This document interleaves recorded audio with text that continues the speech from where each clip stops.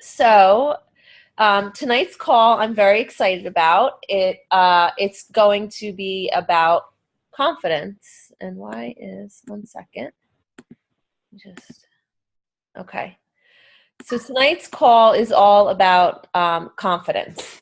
It's something that a lot of new coaches talk about in the beginning that they just don't have. They don't know how to post. They're scared.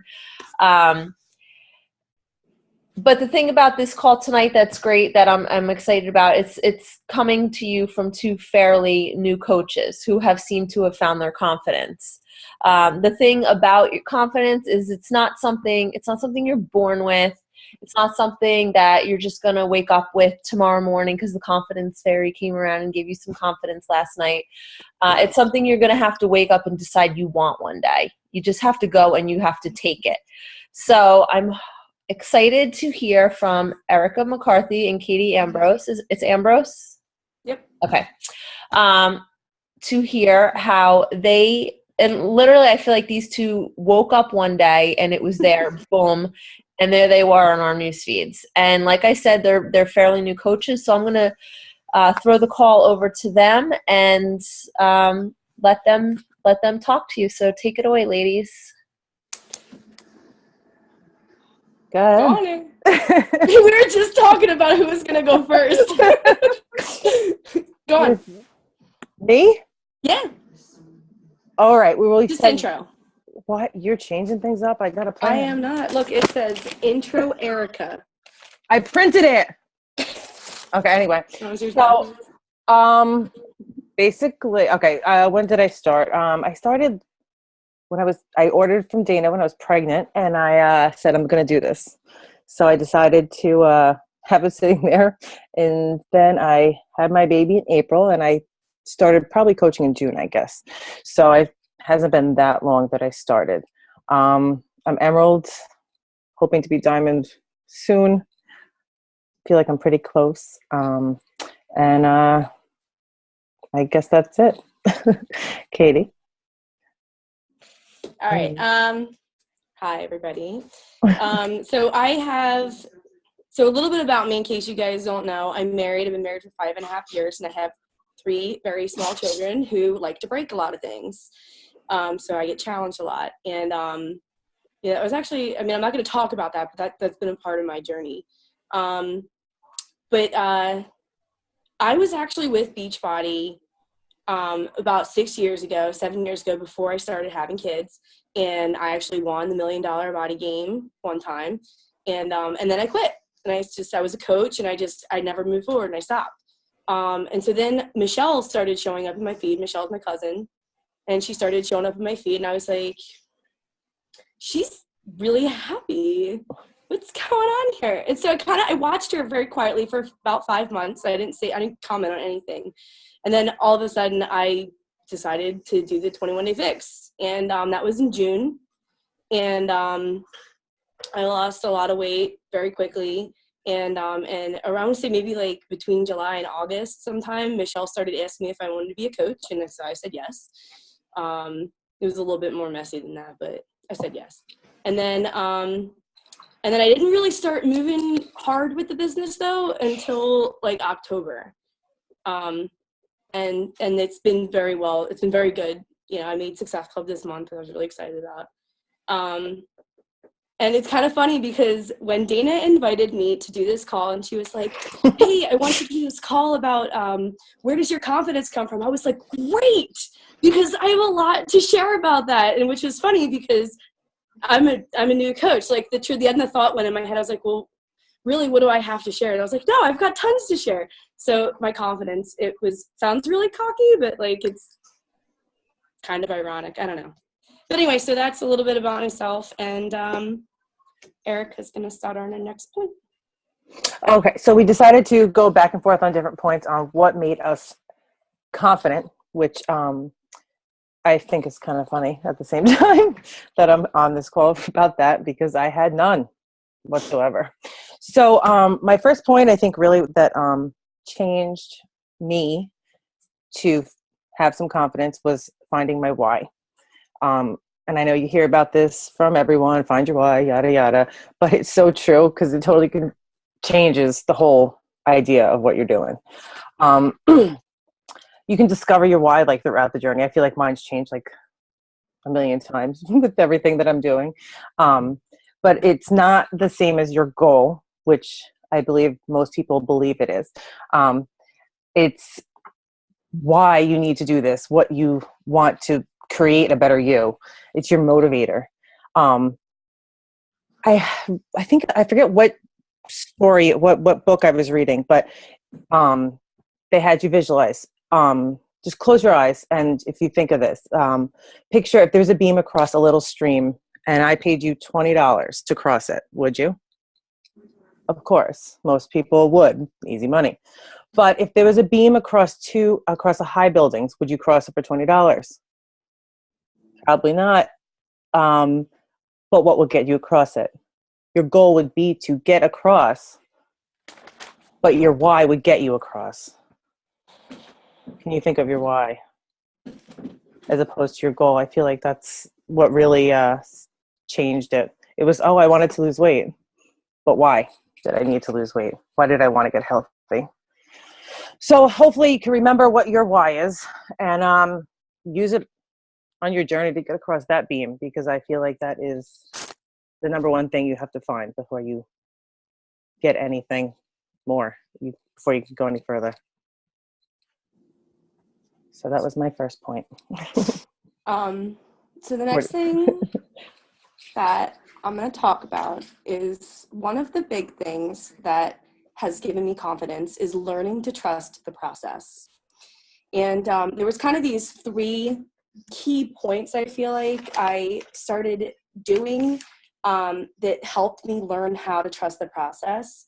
So when I first became a coach, I started sharing a little bit on social media, on Facebook, and I kind of thought, like, if I share my journey and if I tell people I'm a coach, then they're just going to come to me. And so I thought that, and, it didn't happen. I had like a couple people come to me, but it wasn't even enough for me to make Success Club. Like, it was like literally just a couple people here and there. And I really kind of fumbled through things at first. And I worked a lot on me. Like, there was a lot of like introspection and personal, like I was doing a lot of personal development before I even really started moving with the business to overcome a lot of stuff. And so I think that kind of prepared me for really being able to handle the business. So I said I did 3 things. One of the things that I started doing was getting on team calls and listening to the national wake-up call. When I first did them, I wasn't getting on them because I forgot. Like, it wasn't like I didn't want to be there. I just forgot. And when I started getting on the team calls and listening to the national wake-up call, it was like a switch turned on. Like, suddenly I realized that there was this massive community around me of people who have been where I am and who are going where I want to be. And I learned so much about how to run the business just by getting on team calls and listening to the national wake-up call, like just that alone, and taking notes during those things. And I kind of went through this like binge period where I just listened to just a ton of old national wake-up calls. And I just picked out ones that I thought would be really helpful for me. And I got so much out of those. So if you're a new coach and you're not listening to this national wake-up calls, get on them. And obviously you guys are getting on the team calls. So what was really important for that for me was that I was hearing from coaches who had come before me. And who are where I want to be. I was listening to their wisdom, their experience, their tips. I was getting their calendars. I was getting their encouragement. And I realized that everything I was feeling, everything I was experiencing, everything I was doing, it was all just part of the process. Just one of the big ideas that I think I got was that I'm going to do more to get a lot later. I'm going to do more now to get a lot later. And that was like, hearing that, I was like, oh, okay. So like, good. I'm just going to work a whole lot and things are going to pay off eventually. And that's a blind trust right there, because we all talk about how hard this season is. So that was the first thing I did. The second thing I did was I started reaching out to my own coach, Michelle. And she was more of that like focused, like concentrated dose of that reassurance of the process. She helped me get together a daily to-do list. She shared about her experiences. She reassured me everything was normal, and that this season is hard. She helped me overcome some doubt about myself, and she was always, always, always a positive word of encouragement. So if you're not reaching out to your coach, which I hope we all are, because we're a pretty tight team, do it. Reach out to your coaches, your personal coach. And the third thing that helped me learn to trust the process was actually creating these. These are little response cards that I write, and I am constantly adding to them. This particular stack has stuff in them, anywhere from like stuff about the business, like, you know, things like about this season. November is hard. December is hard. You know, work hard now to do more later, to get more later. And then there's other stuff in there that, like, I have response cards all over my house that literally say, "You are awesome." And when you read that over and over again, you start to believe it. It's kind of that way. And so things like that, like this, I've used this for several areas of my life to kind of overcome. Like I used this when I was learning to deal with my eating disorder. I use these. And so I use this now for my business, and there's a lot of personal development in there too. And so that has just, like, I think these probably more than anything, just seeing that constant barrage of positive words in my face all the time, that's what really has helped me get my confidence. Erica? Exactly. That's exactly perfect. My next point was mindset. You need to have the mindset. You have to be positive. You have to surround yourself with positivity. These team calls, putting positive information into your head. It's amazing what it's done. I've now stopped watching TV shows, and guess what? I'm like listening to podcasts or watching other team calls. It's been it's crazy. Whatever you dwell upon, I find it just kind of grows and grows and grows, and then it makes you sadder and upset and takes over your life. So if you surround yourself with all this positive note cards like Katie does, which I might now start doing, little post-its everywhere, maybe little writing to myself on my mirror, I don't know. But reinforce your goals and your dreams. I think that was a big thing. Once you have your why, you have your why. You need to just put it in your head and keep going with it. I actually changed the back of my computer background to, I shared it with Katie, but it's pretty funny. I superimposed my face on a beach body talk on a stage at one of the big shows that they were doing. And I was like, all right, this is my goal. I'm going to keep focusing on that. So every time I look at the computer, which is, a million times a day, I see this picture. So I think making a dream board of whatever type you want is a really good way to gain confidence. I think it's a great way to do it. You make little small changes, like listening to PJ. I know that was something I was like, yeah, okay, whatever. But just making those small changes, and then every day it just compounds and it becomes like just your way of life. And then you just walk around feeling more confident, and you're like, I got this. I can do it. Yeah. Like it's just makes you feel good. I made a decision that I was done with this funk that I was living in. I was like, that's it. I'm done. I have 4 kids. Something has to change. And this is what I decided to do. So I changed my mindset. That is, I think, huge you need to do it. You just have to. You have to you have to change your thinking. And a lot of times you have to change your thinking first, and then the evidence begins to appear. Not the other way around, which I think a lot of people are sitting there waiting and waiting and waiting to see the change. It's not going to change until you change your head, and you show it, because everyone's going to see that your head is actually changed. And I think that started my posts for my socks and my feet and all stupid posts I did. And then all of a sudden it clicked, and I started showing my face. You have to change your mind. I think it's a big deal. And it's you, Katie. Awesome. So this is actually really nice. We didn't plan this. We're No. kind of like getting natural segues into our next our next point. Because my point is sharing on social media, is sharing my story, specifically my journey, my weight loss. That more than anything, and sharing about being a coach has been a little bit, but more about my journey, my weight loss, my body changing. Once I started sharing about that, my confidence started to increase, because the response that I received on Facebook was overwhelming. I was really surprised by how much people actually wanted to know about me, and how much people liked hearing about, things that I was going through. Like I said, when I first started, I was kind of fumbling through the movements, but really what that actually translated to is I was really trying to push the business hard, or maybe I thought I was, I don't know, but I wasn't seeing anything. So I stopped trying so hard to share the business, and I started sharing me. I started sharing about my journey, and it started small. Like, I think the first time I posted was maybe a couple months into my journey, and I posted about just my weight loss. Hey guys, I lost 20 pounds, and I got like 30 likes on it. I never had that many likes on a post, and I was like, oh, that's kind of cool. And that was actually before I even became a coach, which is probably why Michelle started inviting me. So it started small, and I started to share a little bit more. I shared my actual weight. I think I had lost 35 pounds at that point. I felt like I could say that out loud.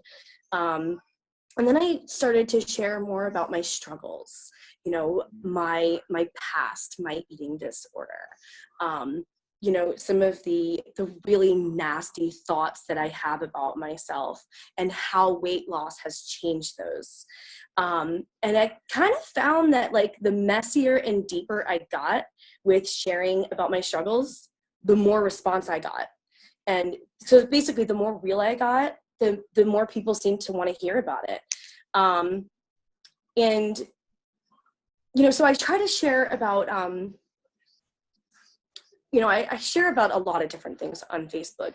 I share about my actual weight loss, my non-scale victories, because those are really fun. Like this sweater, I haven't shared about this yet. This is a medium. I haven't worn a medium in 7 years before I had kids. So it's big, it's exciting, and people get happy, and they like seeing it. So share the non-scale victories. I started sharing about my physical accomplishments. Like, I couldn't run before I started losing weight, so I started sharing about that. I shared about how the changes have affected my family, my clothing size changes. I mean, just anything that was, not just about my weight loss. And I shared about internal struggles, shared about so many things. And that really, really helped to build my confidence, because I have overcome a lot. And having that reassurance, that like proverbial pat on the back, like that well done, like that really meant a lot to me. And it still does. Like, it still means a lot to me when I share things and people respond. And so one of the important points, though, like I want to just tack on is, that when I'm sharing my struggles, or if I'm venting about something, I try to make sure that, it's turned into some sort of a message, that it's not just me, like, word vomiting on people. Like Maureen posted something earlier today about just a rough day with her kids, and she signed it like sincerely, really stressed out mom, which I thought was a really cute way to kind of lessen the fact that she was complaining about her kids. And it made it very, very relatable. And it made it a little bit more gentle and easier to read. And so that's something that I found was really, really helpful for me when I was learning to share on social media, is, even if it's something you haven't overcome, to make sure that it is a message. There's some sort of a message in there, so it's relatable. Which brings us to Erica. All right. So my next point, how many are new coaches with me here? I don't know. Just a few? All right. Well, for me, thank you, Dana. My biggest thing was to get out of my own way and step out of my comfort zone, because people, this is where magic happens. And thank you, Dana, because she dared me. I don't know how many people were on that call. She challenged me to post my before and after pictures, which I totally accepted before I heard the challenge. It was a dumb move, but at the same time, it worked out really well. Maybe lost some sleep, but you know, it is for me. I don't know, you guys don't know me, but I've never ever really wanted to be in front of the camera. Being a photographer was super easy to hide behind the camera. So everyone's like, "Oh, take my picture," and I'm like, "Great, I don't have to be in it." I even deleted pictures of myself from people's cameras because I hated it. So the fact that I'm posting my face, my workouts at the, basically the worst time you're looking so hot, is so liberating. And it is amazing what stepping out of your comfort zone does. You guys all do that? Have you all done it? Everyone? Yeah.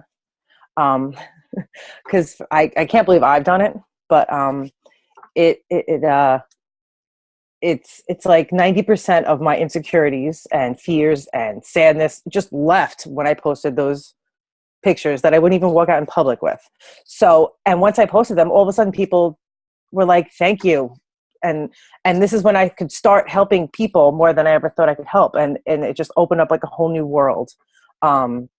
It's like I can breathe, which I didn't know I couldn't before, but now I'm like, oh, that was what was holding me back. I was just so overwhelmed with stupid garbage that didn't even matter. It didn't matter. It was all in my head. And you just need to step out and just whatever you're thinking about, like, oh, should I do it? Should I do it? Just do it. Just freaking do it, because you know what? That's what it's going to get people's attention. It's so dumb. And walk away when you post it, and don't look at your phone, because that's what stresses you out the most. I feel like I'm sweating thinking about posting that whole thing. And now I'm like posting them all the time. I don't know how it happens, but it's great. When we were listening to, what was it? Darren Hardy? Whatever. Everyone's muted. Thanks. He said, to achieve what you have not, you must become what you are not. And I think that's awesome, because I really wanted to be the person that I'm becoming, that I never thought I could become. So when you step out of that comfort zone, it's just, and I have so much more to step out of the comfort zone. Dana, I'm not ready for any more challenges, because this call was enough. Thank you. It's amazing. So I just challenge you all, step out further than you thought you ever could. Katie. Yo. Just a little aside. You made me laugh when you said, like, when you post something kind of scary, like run away from your phone. It made me because the biggest thing that I stepped outside of my comfort zone was, what was that, a couple weeks ago, when I shared like the really scary pictures of me in just a bra and underwear. Like, I never had shared those before. And like, I shared them, and then I turned the phone off and I ran. And Erica messaged me, and she was like, "Are you hiding from your post?" It was just such a funny question, because I totally was. But so that was just a little aside. Yeah. People, if you haven't done you before, pictures, like, be clothed a little bit, because I also stupidly did the same thing. And I'm like, oh. You know what, though? That post got a lot of traction. I had 190 likes and like almost 100 comments on it. I know, it was one of my most active posts. All right, moving on. So the next point that I wanted to talk about on finding my confidence is when I found my flavor on social media. That's what I like. I don't know if that's what we call it, or if that's what anybody else calls it, but that's what I call it. I felt like I found my flavor. And so I kind of, like, I realized while I was planning this, I did two things. There were two things that I did to figure that out. The first thing I did was I came up with my niche list. Who is my niche audience? And so I had already made that, and then I found 2 coaches, and I was already following them, but I started thinking a little bit more about them. I found 2 coaches who I was really attracted to. I loved their energy. I liked how they, portrayed themselves on social media. And those coaches are Alicia Ranta and Caleb Thomas. So that's no secret there. They're sort of my unspoken mentors. They, without knowing it, helped me figure out a little bit more about myself. So I took kind of these 2 things, my coaches who I admire and who's my niche, and I kind of threw them together, and I said, oh, well, that's who I should be posting to. And it kind of was a little bit backwards, I guess. I realized that I was attracted to them because that's how I am. And so I was like, oh, I should be trying to attract people like this.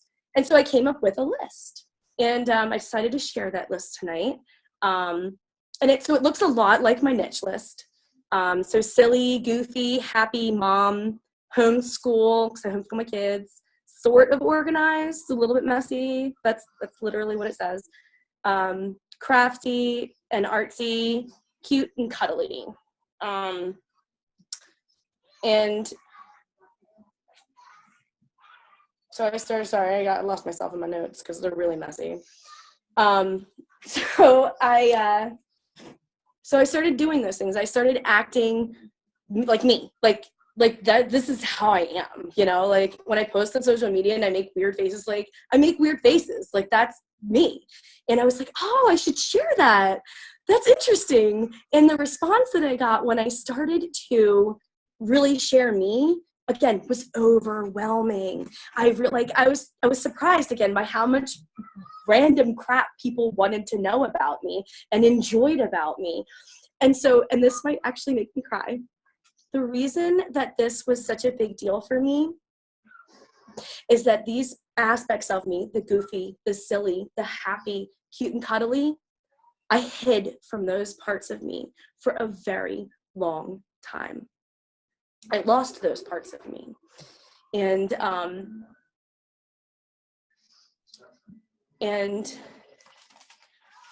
I tried to squash them. And Beachbody literally helped me to find myself again.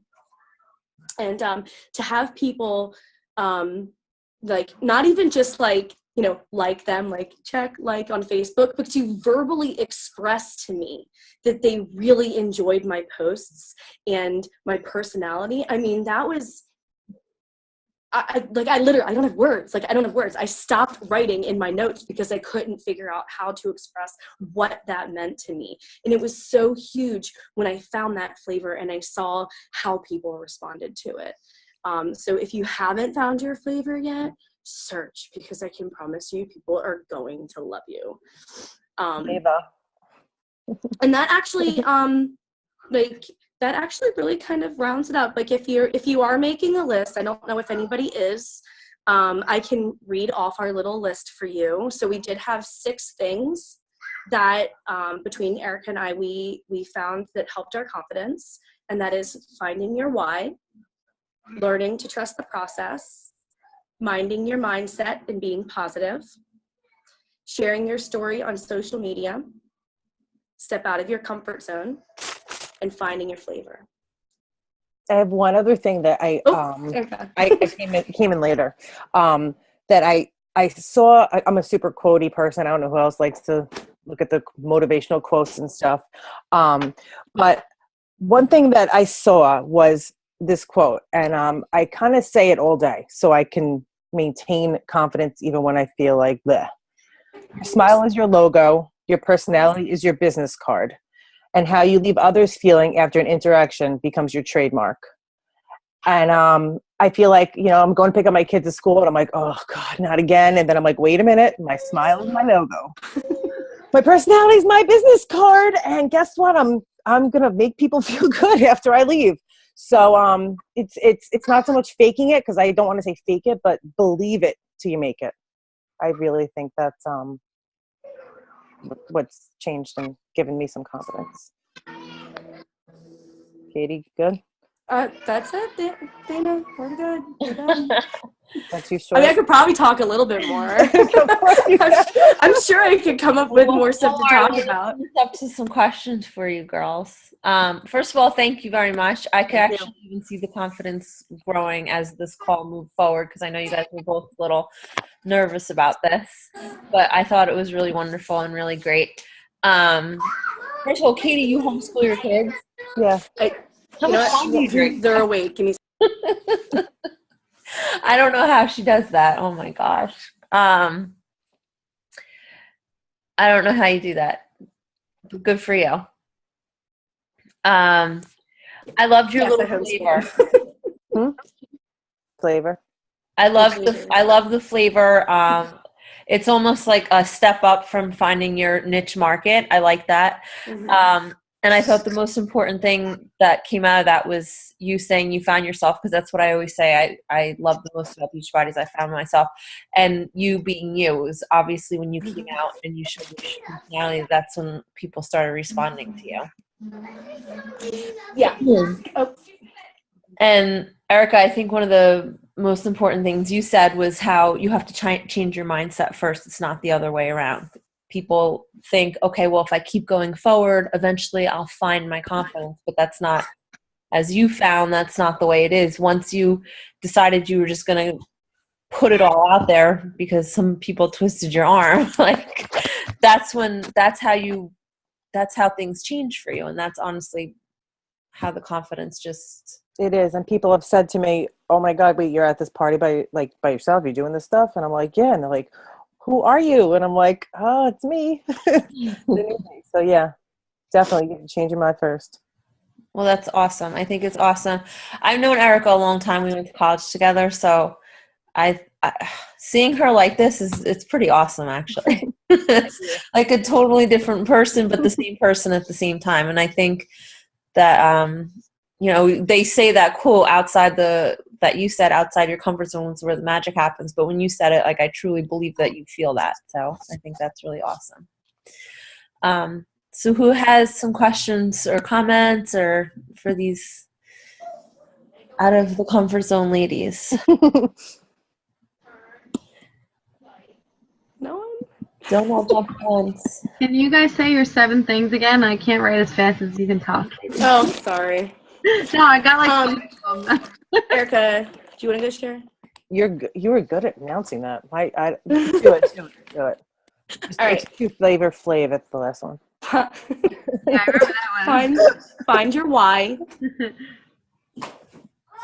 So even like for me, I have kind of like a stair-stepping why. I have a couple whys. That's I think it changes. For me, it changed until like I found my, oh my God, that is it. And like, I have a really big scary when why. you talked to me today, she said it should make you cry. And your why doesn't make you cry, then it's not your why. Mm-hmm. Like, at least that's how it's not your goal. And I feel like that's the big difference. It's everyone always says, I want to lose weight, I want to do this. You want to fit into my pants. Why? Why do it's so important? Why? And you keep going with that until you find it. So find your why, learning to trust the process. And so especially for new coaches, that is a blind trust. Because we don't see a ton of traction right in the beginning. Some of us do, but not all of us do. Did you guys hear? Breaking stuff.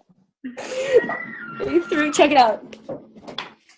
All right, number 3. This is what they threw down the stairs. A Thigh Master. For real. Can't make this stuff up. Oh my God. And what do we were up to? Learning to trust the process, minding your mindset, and being positive. So this is me being positive for the record. It could have been really good example because I'm really pissed off right now. My kids. It could have been glass. Sharing your story on social media. So that's your journey. So for a lot of us, that's a lot more than weight loss. Share about that. Share about how it's affected so many different areas of your life. Get out of stepping out of your comfort zone, which looks different for everybody. And finding your flavor. Erica told me I had to say it like that. It's like flavor. And so I don't know if you want, like I had a couple kind of bullet points under some of mine, if you want those. So under learning to trust the process, I probably should have done this like in those moments. So learning to trust the process were 3 different things. I started to get on team calls and national wake-up call. I reached out to my coach. And I started writing myself notes, a lot of them, about everything. And then with finding my flavor, I made my niche list. And then I found coaches, successful coaches, like I mean, not just coaches, but really successful coaches, like at least several diamonds or higher. And I found out what I liked about them, and that helped me to create my flavor.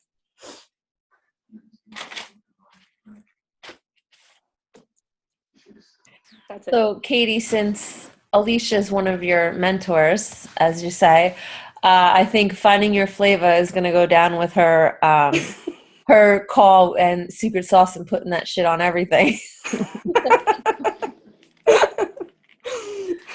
So I don't know if that call was probably before you were a coach, but if you go back and listen to her call that's in our team files, I think that her secret sauce and your flavor can go well together.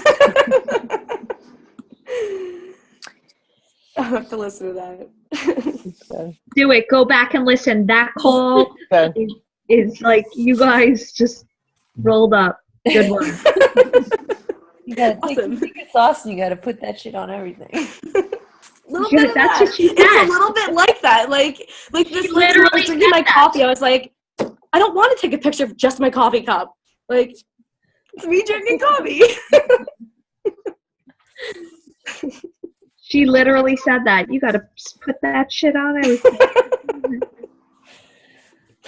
Good call, girls. Great call. Great Erica. call. Yeah. Great call. It's Allison. So 2 things. Great call, girls. And it reminds me a lot of, so if you probably don't know me very well, but I was coaching and then some things happened and I had to step back for a little bit and I'm trying to get back into things. And you guys remind me of the excitement I had when I first started. So thank you for reminding me. And then Erica, I really like I think it was you that said something about your the smile, the trademark, business card. What was that? I want to write it down. Your smile is your logo. Your personality is your business card. How you leave others feeling after an interaction becomes your trademark. Okay. Thank you. I really like that. I really like that too. And I'm like furiously writing. Did I say it too fast? Sorry. That's one of my favorite quotes too, Erica. I love that. I can like literally just put those like images of that thing in under this call in the comments if you want. Yeah. Right now, I'm about to. Yeah. It's just like a little thing you can remember everywhere you go. Yeah, I love it. I think it's so perfect for what we do because that's who we are. Like card, we're our bad mood is not a good thing to show. You can make it a message, but I have a question. Yeah. Okay, go ahead. Hey guys, I have a question. Hey, Christine. Great call. Thank you guys. Thank you so much for the insight. I got a lot out of that. I wanted to know what I need something new right now. So I just finished the Think and Grow Rich. So what personal development book do you guys recommend that you really love? I just read Eat That Frog, or listened to it. What is it? Eat That Frog, I think it was. Eat That Frog? Yeah, I heard it on one of the webinars. Eat Oh, That I never Frog. heard of that one. I didn't Thank buy you. it. I went on YouTube and just listened to it. It's kind of annoying to go back and forth, but Yeah. I can't remember all the points, but I remember being like, "Oh, I like that." That was I'm pretty sure it's Eat That Frog. Thanks. I'm reading How to Win Friends and Influence People. Ooh.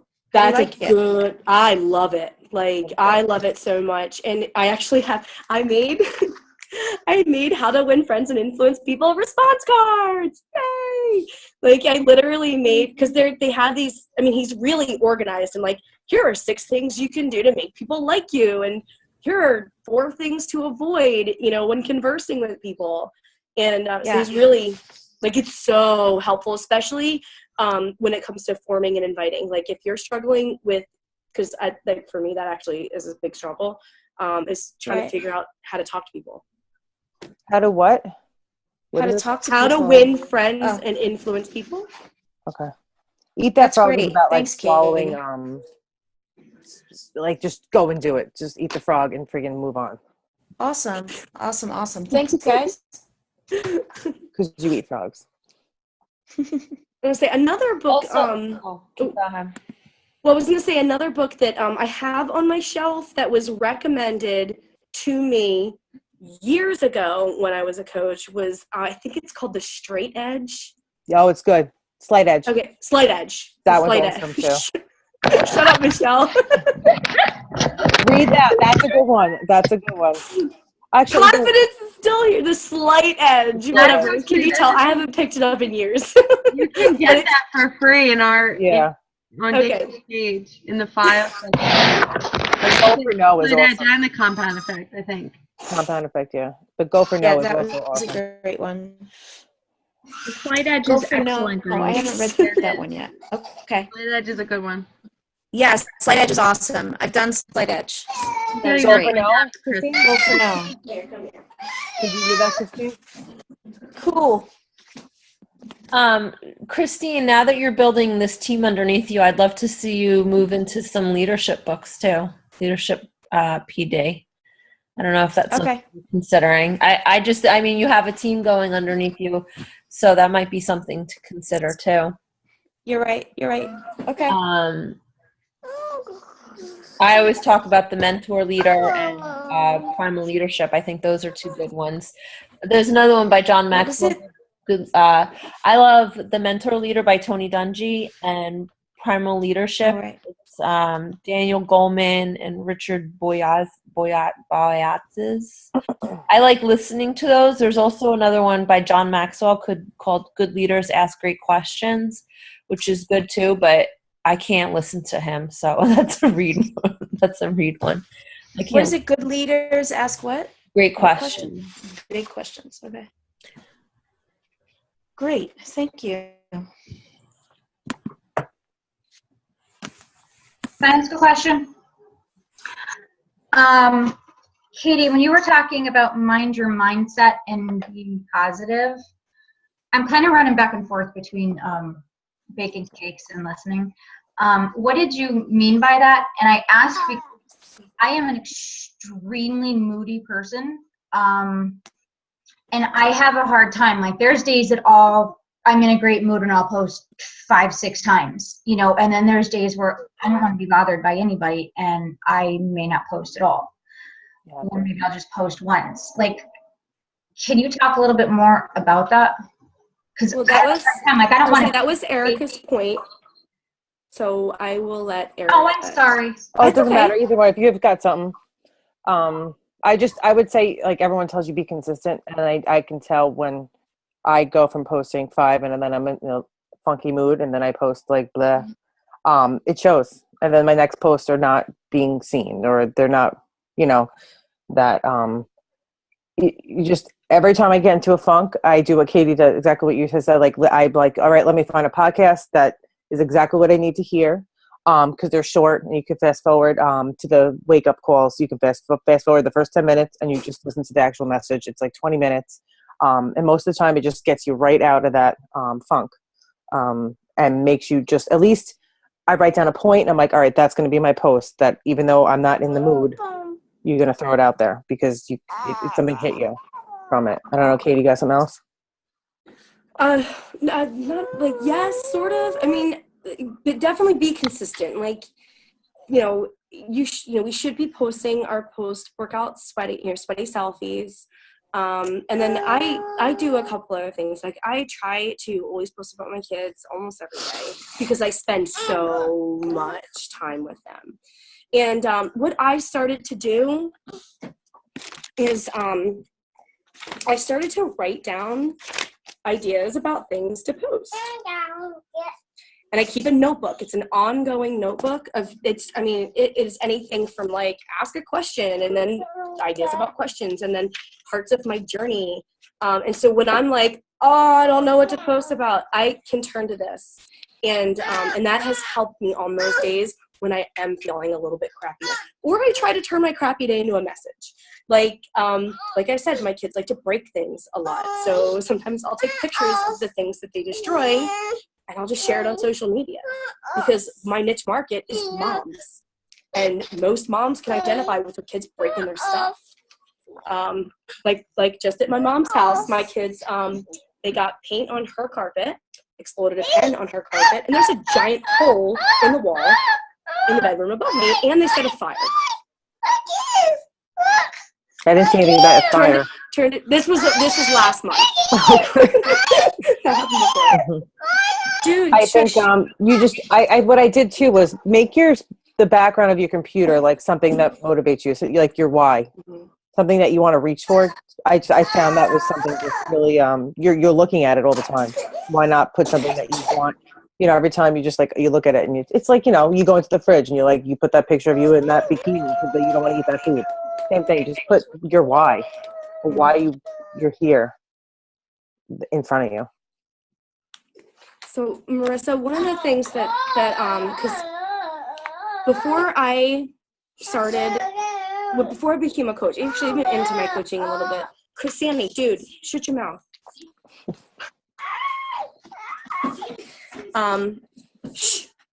So before I became a coach, I had a really, really low self-esteem. Like, I really kind of hated everything.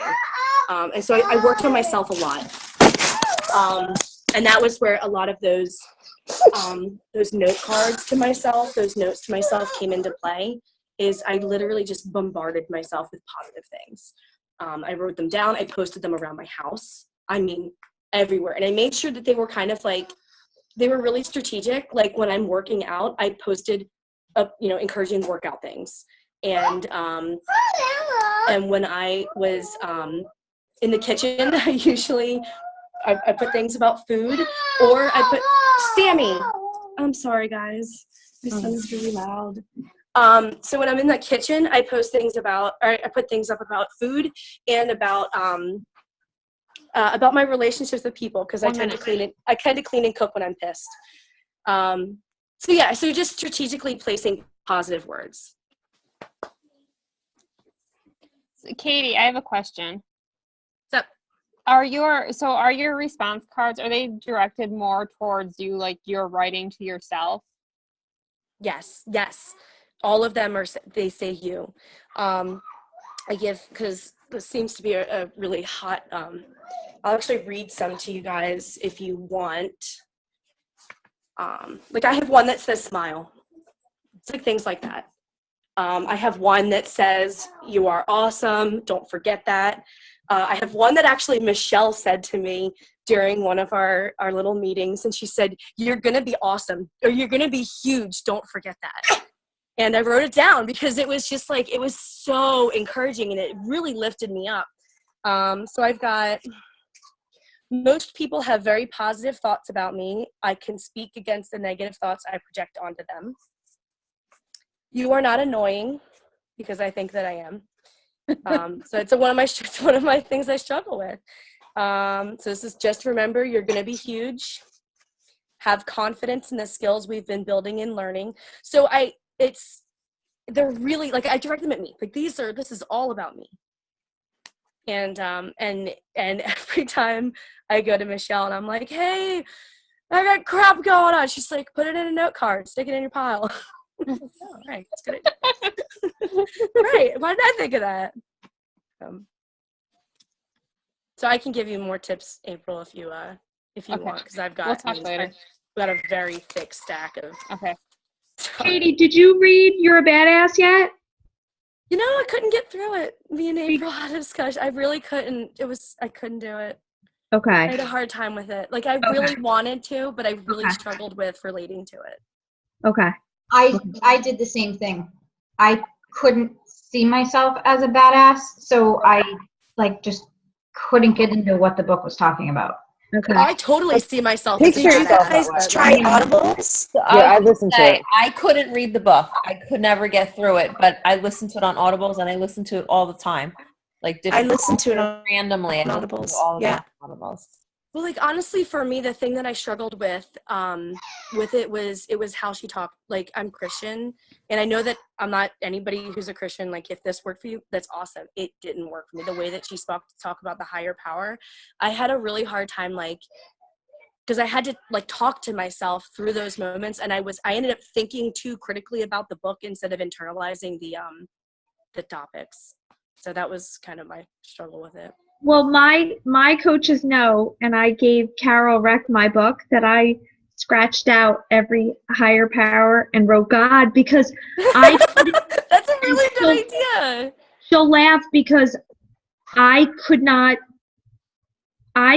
relate to her spirit or her universe or whatever she called it. Energy. So energy. That's a good idea. So thanks for that. I gave Carol Reck my book, and the first chapter, I was like, oh no, this, I don't have an energy, I have God. So Carol Reck had messaged me. She's like, I like how you wrote. I would scratch out and wrote God because I couldn't understand what she was saying. I knew where she was coming from, the author Jen, but like to me, it wasn't about the aha. It was about, God. And I know you, Coffee with the King, so maybe you can literally put that into your own. But there's other books too that you can read that you can get that badassery out of without having, But a lot of these authors, they're afraid you might have to go to a faithful author like that gives you that sense. You might have to find her. Where she, dropped F-bomb like every other, but like for me, the prudy person, like I was like, oh, okay, like, so I liked it.